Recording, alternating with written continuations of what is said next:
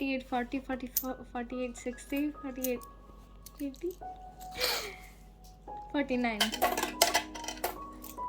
चलो दोबारा से दिखाओ सारे पैसे। 49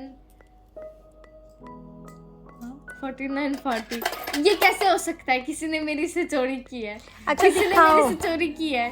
नहीं किसी ने चोरी नहीं किया, निकाल के दिखाओ कितने पैसे आपके पास। हया के पास नहीं है, मेरे पास भी ये नेहा की अपनी अर्निंग है, फर्स्ट अर्निंग के। 25 ऑलरेडी हो गए। ओ इतना से नहीं, बुरी बात है। Sorry sorry. Respect money. हाँ ठीक है। टोटल कितने हैं आपके पास? 49 40 पर एक्चुअली मेरे पास और भी है, किसी ने मेरे से चोरी की है। एक्चुअली ये अभी जो मैंने अपने दिए हैं काउंट करके 49 46 कितने बाल हाँ प्लीज। कोई बात नहीं, अब स्कूल से मुझे आई इस है। तरह से दिखा रही है। 49 come on 55 56 10 total 56 euro 10 cents है। मैंने इससे ये ले लिए ना।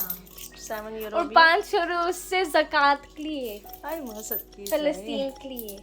वेरी गुड, ठीक है। अरे क्यों मुझे भी खुशी हुई है, ये हया नेहा ने क्रोएशिया से अर्न की है। हाँ जी।